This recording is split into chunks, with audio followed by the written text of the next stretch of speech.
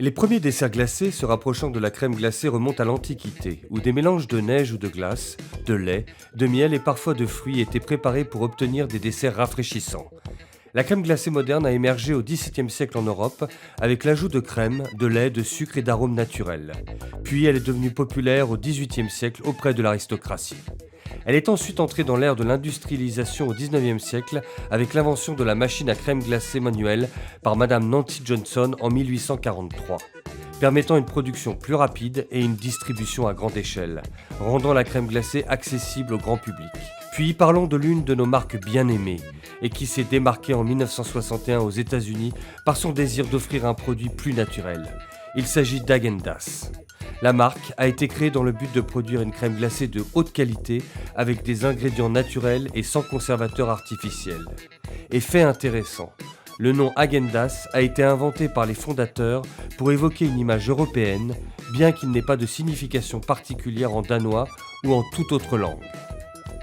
Toute la lumière sur ce que vous mangez avec l'envers du produit. Alors, ça prend quoi pour faire de la crème glacée ? La base de la crème glacée commence avec 4 ingrédients simples.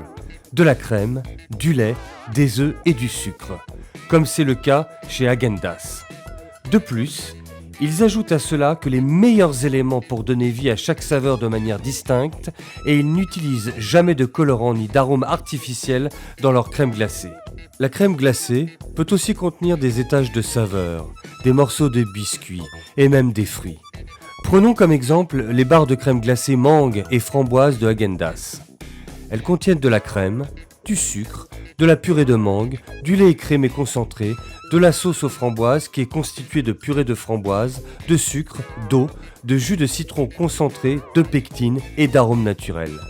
Puis, dans la composition de ce dessert, entre du jaune d'œuf liquide, de l'eau, du jus de citron concentré, de la pectine et de l'arôme naturel.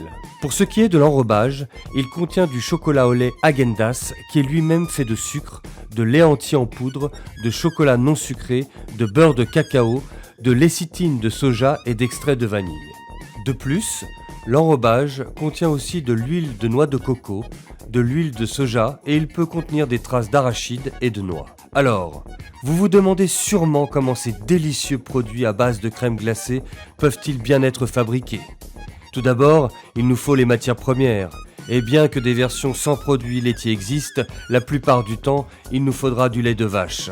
Si l'on opte pour des crèmes glacées végétaliennes, il nous faudra alors des laits végétaux comme le lait d'amande ou de cajou, des pois pour ajouter des protéines végétales et de la crème de noix de coco. Sachez aussi que des crèmes glacées sans gluten existent, il suffit de vérifier la mention sur l'emballage ou la liste des ingrédients.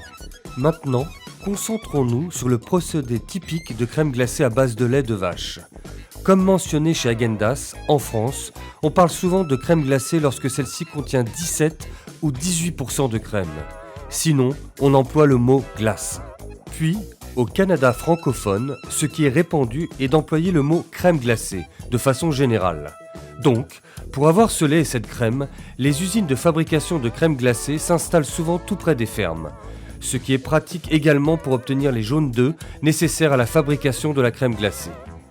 Laissez-nous maintenant vous emmener au cœur des usines en vous présentant ces images qui vous diront tout sur la fabrication de la crème glacée. La fabrication industrielle de la crème glacée est un processus méticuleux qui combine des technologies de pointe et des pratiques rigoureuses pour assurer un produit de haute qualité. En voici les étapes. Le processus débute avec l'arrivée quotidienne d'ingrédients frais, principalement du lait et de la crème. Ces derniers sont pasteurisés à l'aide de machines à des températures de 70 à 90 degrés pour éliminer les bactéries tout en préservant les qualités nutritionnelles. La crème et le lait sont stockés séparément dans de gigantesques cuves en acier inoxydable. Ces cuves, pouvant parfois contenir plusieurs milliers de litres, assurent à la fois une conservation optimale et une hygiène irréprochable grâce à leur résistance à la corrosion. Pour commencer la production, une recette précise est suivie. Le lait et la crème sont dosés automatiquement dans des cuves mélangeuses. Puis, on ajoute le sucre, les jaunes d'œufs, ainsi que des arômes et des colorants naturels ou artificiels. Puis, souvent des conservateurs artificiels seront aussi ajoutés. Chaque étape est automatisée et les proportions sont contrôlées par ordinateur pour garantir la cohérence du goût et de la texture. Cependant, le suivi de la qualité et de la sécurité alimentaire est tellement important que les employés remplissent aussi des fiches de contrôle écrites à la main tout au long des processus. Par la suite, les homogénéisateurs, des machines puissantes, réduisent les particules de graisse à un diamètre moléculaire très fin, offrant une texture lisse et soyeuse. Faisons maintenant une petite parenthèse sur les conservateurs et arômes artificiels souvent présents dans la crème glacée. Bien qu'ils ne soient pas appréciés de tous, ces ingrédients offrent certains avantages, tels que l'amélioration du goût, la prolongation de la conservation pour éviter la prolifération de bactéries et la réduction des coûts de production et donc des prix payés par les consommateurs. Dans l'industrie alimentaire, les machines jouent un rôle essentiel dans la fabrication de ces conservateurs et arômes artificiels. Elles synthétisent des composés tels que les acides organiques et les arômes, testent leur sécurité, puis les intègrent aux produits finis. Certaines marques n'utilisent aucun conservateur, comme Häagen-Dazs. L'absence de conservateur est alors compensée par d'autres usages des machines. Congélation rapide, emballage hermétique et contrôle rigoureux de la chaîne du froid. Ces processus automatisés garantissent une conservation optimale, même sans additifs artificiels. Le mélange est ensuite refroidi rapidement grâce à un refroidisseur utilisant de l'eau glacée. Ce refroidissement instantané est crucial pour éviter la prolifération bactérienne et pour préparer le mélange à l'aération. À cette étape, la mixture a une consistance similaire à une pâte à crêpes. Un processus clé dans la fabrication de la crème glacée est le foisonnement, où de l'air est injecté dans le mélange. Cela donne à la crème glacée sa légèreté et son onctuosité. Sans cet air, la texture serait bien trop lourde. Le taux d'air, généralement autour de 45%, est réglé avec précision par le chef de production. Lors du foisonnement, le mélange tournoie dans la machine conçue spécialement à cet effet et est refroidi rapidement et des lames ou des grattoirs empêchent le mélange de geler sur les parois de la cuve. Des ingrédients comme des fruits, des noix, du caramel ou des pépites de chocolat sont incorporés après le foisonnement. Des tapis roulants munis de séparateurs permettent de doser les quantités d'ingrédients secs. Les préparations de fruits peuvent également être fabriquées dans la même usine. Les employés et les machines s'assurent de les nettoyer, éplucher, dénoyauter et congeler rapidement pour garantir leur fraîcheur. L'incorporation de ces ingrédients supplémentaires dans les grandes usines se fait via des mélangeurs géants. Pour les produits artisanaux ou haut de gamme, cette étape est parfois réalisée manuellement avec un dosage précis de chaque ingrédient. Il peut même y avoir, par exemple, 2 employés travaillant ensemble, l'un versant le caramel et l'autre les noix. La crème glacée est ensuite moulée dans des pots ou des barres. Les barres glacées munies de bâtonnets sont trempées dans du chocolat fondu par des bras mécaniques qui les manipulent à l'envers pour une couverture homogène. Les emballages, qu'il s'agisse de pots ou de sachets individuels, sont ensuite scellés par des machines ultra précises. Avant leur expédition, les produits sont placés dans des congélateurs industriels à des températures aussi basses que -40 degrés. Ce processus assure une cristallisation complète et une texture parfaite. Par la suite, les produits sont stockés dans des chambres froides maintenues à -20 degrés avant d'être expédiés. Chaque étape de production est soumise à des contrôles rigoureux. Des analyses microbiologiques peuvent être réalisées toutes les 2 heures, comme c'est le cas chez Häagen-Dazs. Ces analyses portent autant sur les matières premières que sur l'environnement de l'usine, afin de prévenir tout risque de contamination. Les usines modernes sont équipées de tapis roulants qui automatisent de nombreuses étapes, que ce soit la production, l'emballage et l'acheminement des produits vers l'entrepôt. Malgré cette automatisation, les travailleurs jouent un rôle clé, que ce soit pour contrôler les machines ou pour des tâches spécifiques comme l'ajout manuel d'inclusion ou la vérification des mélanges. Cette harmonie entre la technologie de pointe et le travail humain fait de la fabrication de crème glacée un modèle d'industrie innovante et durable, répondant à une demande mondiale croissante tout en valorisant les communautés locales et internationales ainsi que les régions agricoles. Comme c'est le cas pour Häagen-Dazs et d'autres, la production des crèmes glacées favorise non seulement l'emploi au niveau national, mais également au niveau de l'étranger, notamment grâce à l'utilisation d'ingrédients tels que les fèves de cacao et la vanille de Madagascar. Häagen-Dazs, notamment, s'est engagé à promouvoir des pratiques agricoles durables en investissant directement dans les pays producteurs, que ce soit au niveau de la production ou de la formation des cultivateurs locaux. La qualité exceptionnelle de ces ingrédients est assurée par le fait qu'ils proviennent souvent de petites exploitations familiales où chaque étape, de la culture à la récolte, est effectuée avec soin et expertise. Une grande partie des fèves de cacao, essentielles à la fabrication du chocolat, provient d'Afrique de l'Ouest, où ces collaborations permettent de préserver des savoir-faire traditionnels tout en soutenant l'économie locale et le développement des communautés. Revenons maintenant à l'usine où notre crème glacée aura évidemment besoin d'emballage.